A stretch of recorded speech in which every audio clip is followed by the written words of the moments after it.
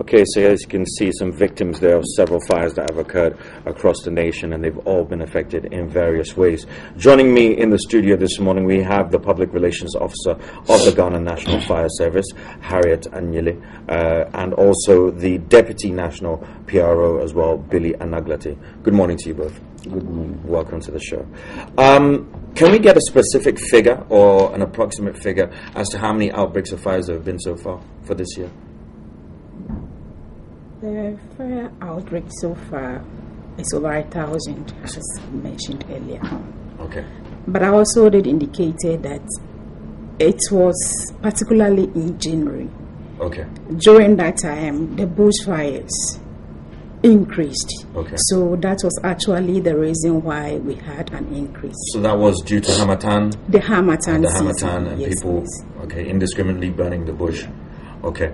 Now, I don't know if you could answer this, but do we know of a monetary, a physical or economical cost that this has costed the nation so far?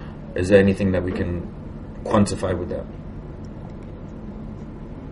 As at now, we don't have the exact figures as at now. Is it going into the millions? Is it going into the tens of millions? Do we know? We're yet to find out. We're yet to find out, okay. Now, a lot of these outbreaks, besides the ones that you've attributed to the bushfires in January, have been reported as being caused by illegal connections. First off, I mean, can we just establish how exactly or what we would call an illegal connection?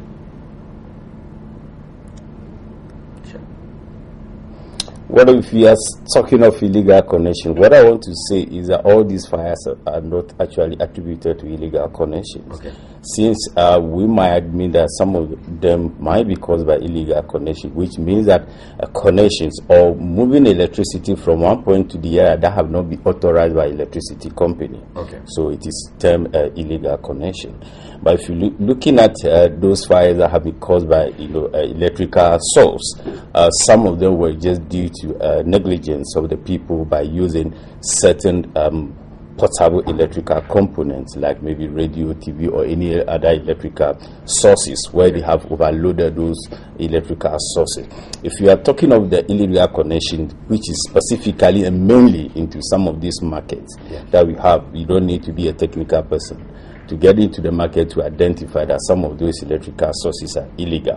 Where people, even as of today, you get there, you realize that people are having electricity under their umbrella where they are selling. No electricity company, will never connect electricity to anybody under umbrella where he is selling. Right. So those are some of those that have formed illegal, but electrical connection. What they normally do to contribute to fire outbreaks, if it is illegal connection, some of them they use a bigger electrical cable that is connected to join with a smaller one. We all know current passing through a resistance. So from a bigger one entering into the smaller one, the heats would increase. That would be bigger to reach the ignition temperature or the ambient temperature of which all those electrical wires will start burning. Apart from that, there is an overload of current when they are tapping from one source to the other. Because it's illegal connection, it is not properly also done. Right. They also fail to use connectors in joining one wire to the other. They use sellotapes. So if you use sellotape, you only connect, you use sellotape, there is always a loose contact. That loose contact will create a gap. So a current flowing from one point, get to the end of that one, will not have a smooth transfer. So it will be jumping. That is the arcing that we all talk about. That arcing would produce excessive heat. That will also result to some of these illegal, fires that are preventable, that could be prevented if people were to take some few safety precautionary measures. Okay. Now, we've mentioned the dry season, we've mentioned electrical and illegal connections, but these are things that have occurred over the years, and they keep on happening. Harmattan is always going to come every year, and illegal connections have been happening for years on end. What is it we're doing now to try and stop these things, though? Well, the fire service has gone in to increase the number of volunteers that we have in the communities, especially where we do not have fire stations. Okay. Those volunteers, we have moved from only picking people that just wanted to be to talking to the chief and opinion leaders to ensure that at least certain number of people in a household would be rolled into this volunteerism, that everybody, that each house has somebody that has been trained into this volunteerism, that know what to do. They also serve as police to police all other activities that happen. They try to monitor the activities of the farmers in there, because we have realized that most of those bushfires are set by people that are cooking on the farm. So when we have a lot of volunteers that are monitoring the activities of these people, and then people that are even using fire in trying to pick up honey, and then a whole lot of things are happening. There are people that are still even using fire to burn the food before they plant. Right. So volunteers are now in their numbers to monitor those activities. Okay. So we are hoping that come next year, Harmattan season, we will not record that level of fires that we have.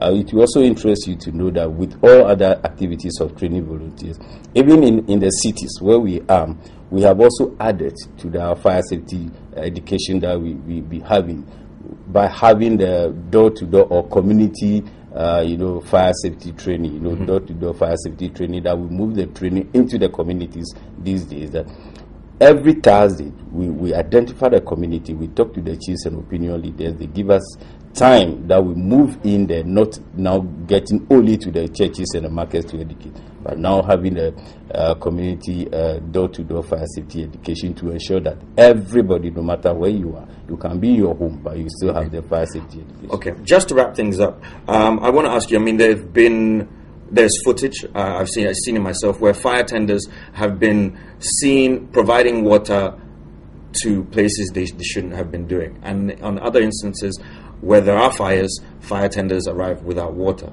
What's your comment on this, and what can we hope to see in the future?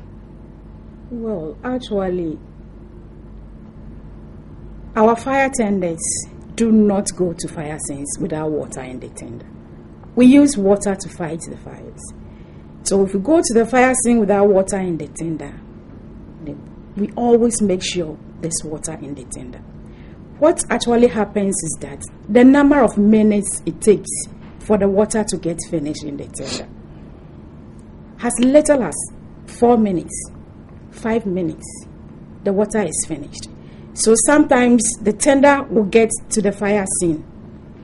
People will be around, they will see the tender passing, going to the scene. By the time they get there, the water in the tender has already finished. Because of the intensity of the fire, you will not see the water flowing away. The water turns into vapor. The tender has to return to go and replenish.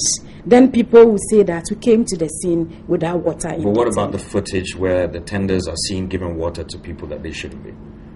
Sometimes we do provide humanitarian activities as well. Our objective is to prevent and manage undesired fires. Okay. But we also do rescue activities as well. Okay. When people are trapped, there's a structural collapse, people are trapped in there, we go in there. We also have our road traffic collision unit. We do extrications during accidents as well. When people fall into wells, we do all those things. We rescue them. We even rescue as far as animals when they are trapped. You can call on us. Doing your work. We are doing our work. It's part of our function. All right. I want to thank you both for coming in this morning.